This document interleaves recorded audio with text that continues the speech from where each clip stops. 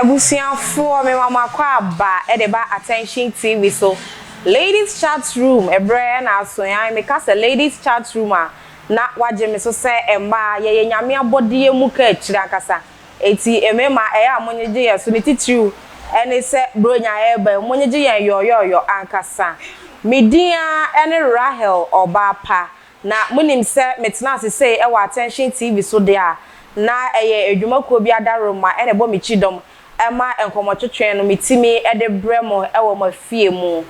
Natis Cosmetics and Boutique wo maso eye e wo Ablekuma Agape Tarazo uduru kwa e ho na obenya entade papa empaboa papa perfume papa ene enku sede ya ameka se radio ho ye nsre emfa nkokwan no enti wo sra enku bia no ahwe ni ye esanse enku bebre wo ho a wo sra etimi ema woni padua na ya basa empo kala na ekita wo ansa na wodi kwoto enku no kala ni nyina etimi sen wonso a wunya ne back biem enti se won pese woni padua no ebeye coke kakra fanta kakra dia na odi wani atremu e wona Natis Cosmetics and Boutique omo asoye sa enso na atade e na wo padia na ese odi wani tremu esanse wo maheda atu kwa amono ne akohye ntade ame aje e de ama wo mtu omo ntade ne hye wo a unhie bi baabia perfume so de ese utwa obi ho a wote empampan a ehwam na wotwe nani esan hwe obi mtu do ani kyeremu e wo maso ye so abenya perfume e wodin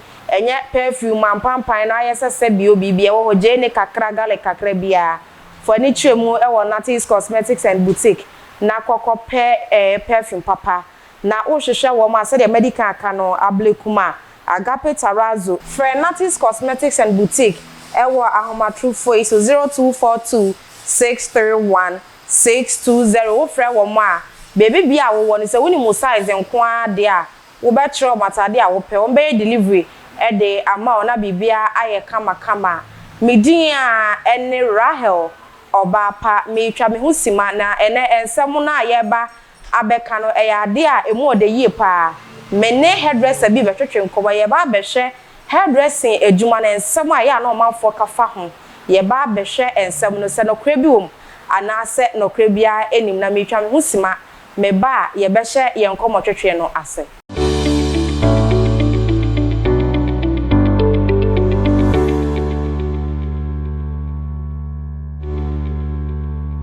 abusia me da say se oto obotwen me ema me da na me ho sima e ba ye ene me ne oba so no oba fefefe bi oba kokko your boss lady ankasa ni dia any Mavis wono ene CEO edema MD Styles and Smile Salon eno ewo enya school junction wono de se oba na nchen asa obia obedwedwam ede ama kama nti bro nya ebe bo mode so berhwe na kira kwan Auntie Mavis me ma wo akwaba ye ni boko de boko na so ya me adom na abusia na nkoma amene Mavis e ba betwetwe no se munim se eya na enkofo bebre ka asam efa hairdresser fo ho se hairdresser adwuma no krampo de eye adwamanfo adwuma e na salon so se wo yiri tu ne na si wo se ekim ye fra ho ema parliament eho e na konkonsenyi na wo ho no bi ko ton ni kunu ama obi ato ya santo de ni kunu kwa na akosi adampo nso ato eho no obi timi fo obi phone ehwehwa so ehunu se asuma si ana so obi tin kunu de ehye no no ayi number na firi so na ene empana twe ya ye betweke sankomo ni nyina na Mavis akoye hairdresser peni ono akasa woni salon na kwadare ewa adwuma ni ma waya ache no wono ena esi ene ne ebo enkomo we tini ato nsa e de afe no enti me se hairdresser fo ya mote ensem bi se ensem adwuma amu ye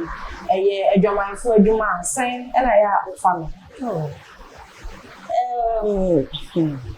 ene yango fo bebre mu do mo kam ya na bi mo so ka se aware ho be din a ama salon obi a be oye eti bye de me sha se esu adwuma no na mama bi be ka chere mama se adwuma odi ba yi koi me de ebe boa ne de no mama so adwuma ne de e ba ne se ne no ye de ope enti no meet on twin twen e ba na no nye de ensi fo ti ja mimi kom no nkofo bebre kasa mpinfo bebre frame say me kuma me nya ware nya de enware bai me kuma no so no me hu ni sa ebegina wo nipa no so bebre ka na me free adwuma ni ma mbenya me shop kakra bi wa beka no na emema ni bi hu me omo so me sempa no mo so na me nim de ntia okay na ebi mo so etim ka so kala ni ntino ni timi se kope eme mushroom akoko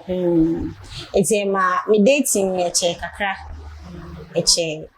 by enam na fufuo bi so na e kopie se nipa ne de omodi bibi fry nipa ne se mpe na me mpe na ye work and pay e wo abeka school bi wo ho no sa Jacob school ana say Jacob school ana debut e wo friend oh I say very feeding me kaka okay iti na mama so anaija epie no ade me timi ni no na meda guy na ope me na ma mpe no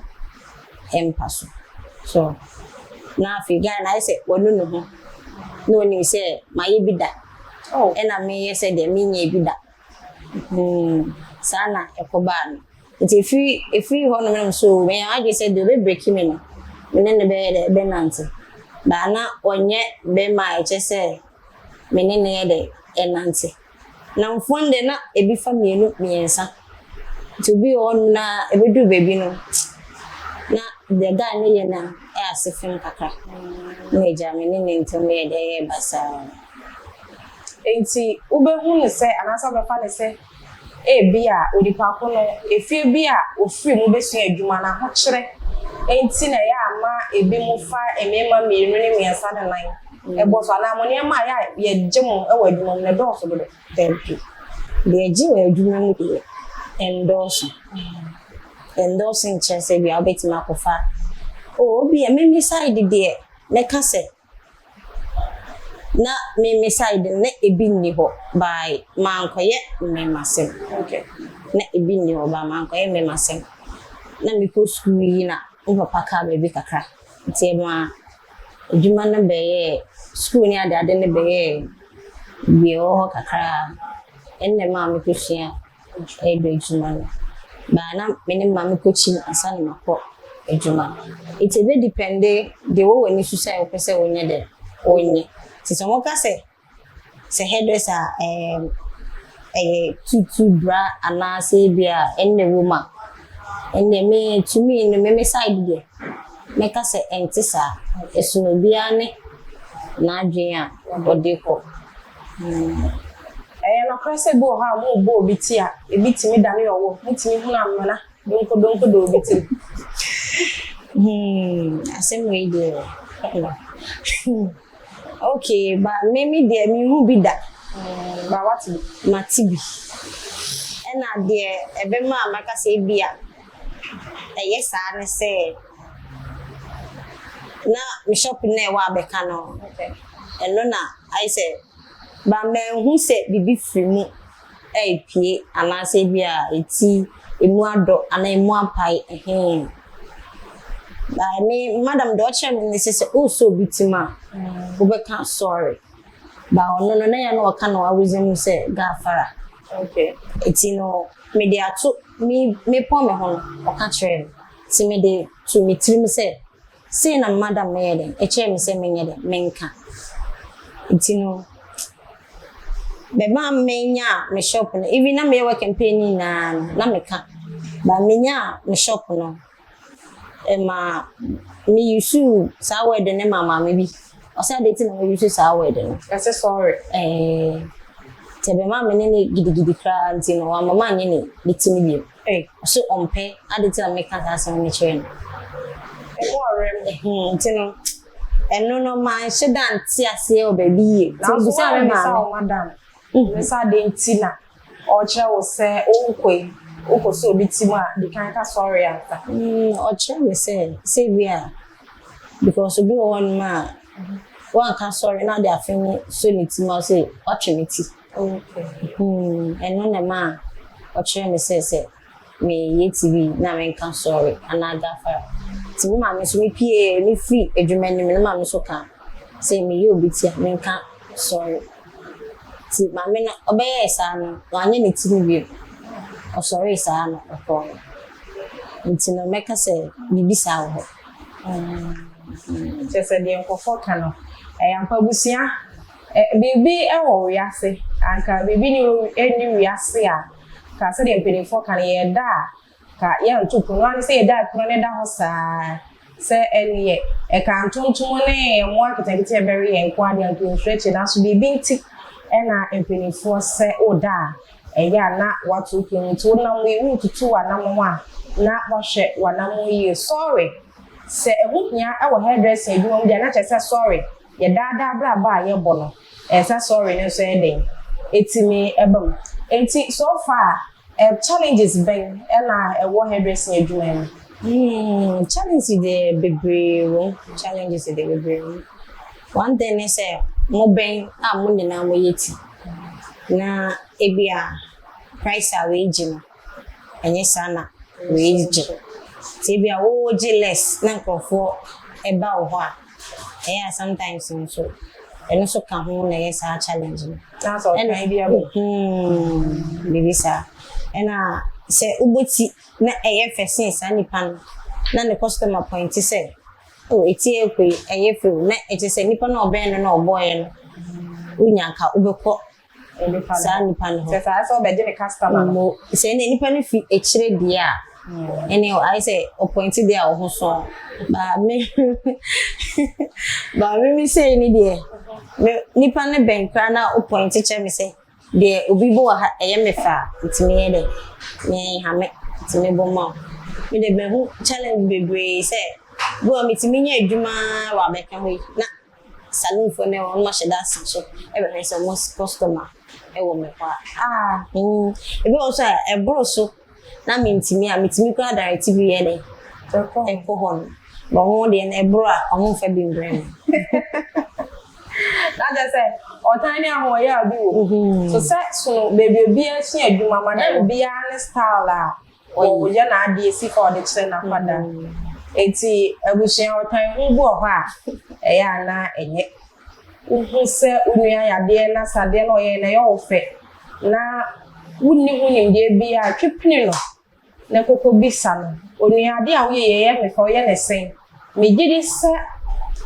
de wo be ka no kura betia mo nipa na kuma bubu ahekra wan sidimpo wo nyo se de Esther Mavis no ka sei wo hwe na wa ho ba se kama me nyini se utwepini no na be bisa no se de wo ye no a wo nchide wo enti ewiase aye wo no ye mfa nko ba bia enti ya o kan hu no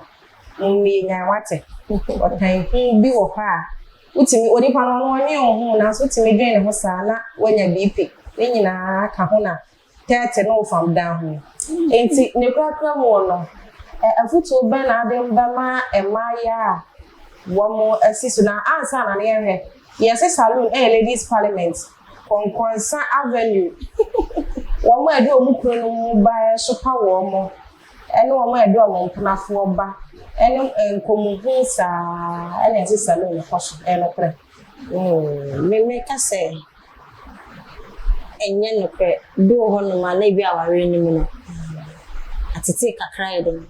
ewo ene obi so ho ne obi a no ne bo ne nkomo me de ende me ka se me customers ni mu bi no oh bi na nema I say nema to show ho kakra ene edu mo mba amone me bo nkomo bi ye de efam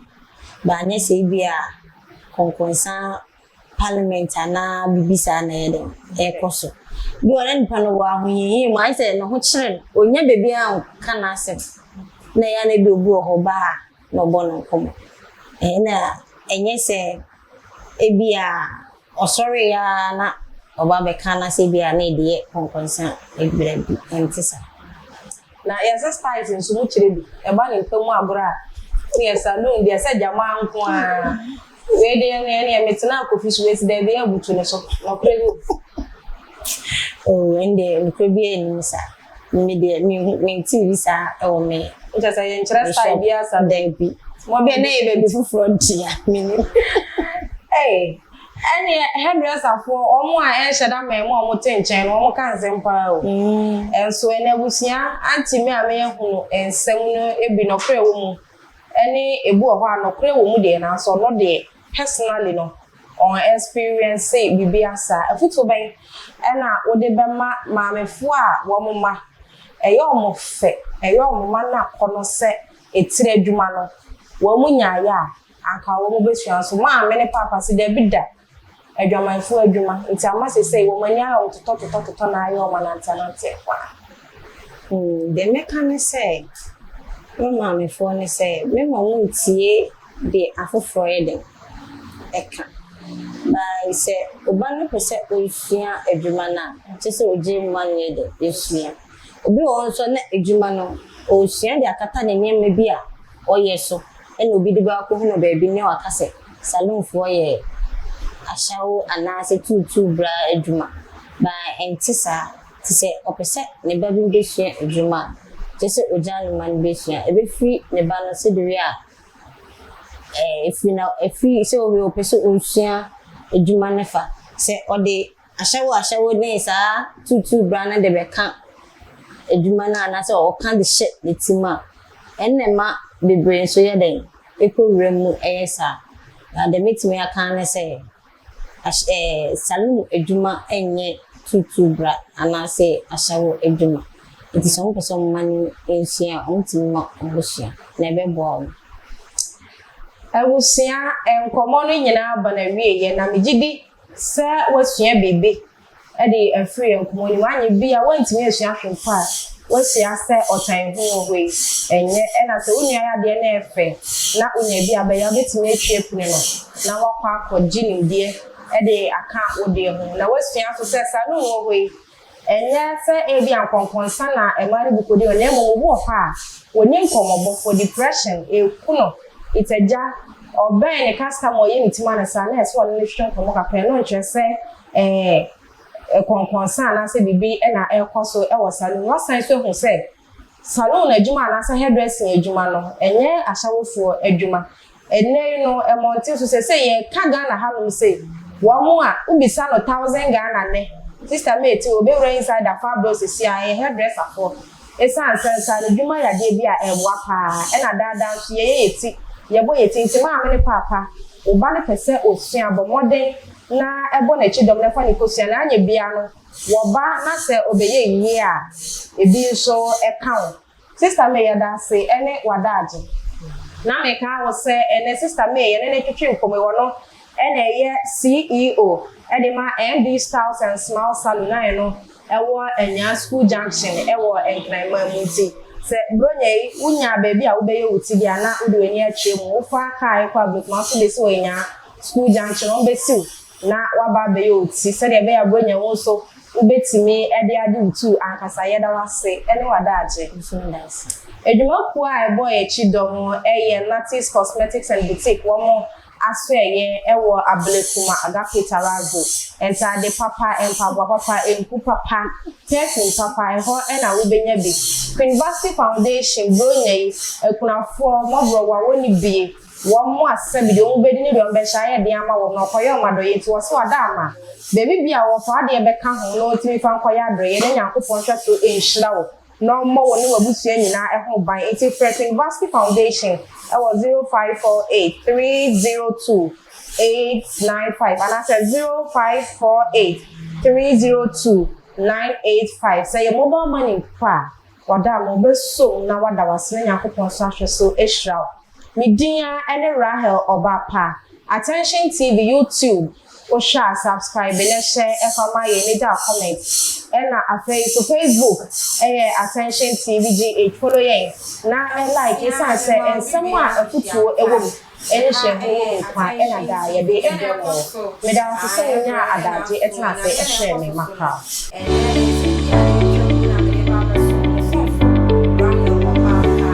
Natis Cosmetics and Boutique at Roma, Abel Magape, Tarazo.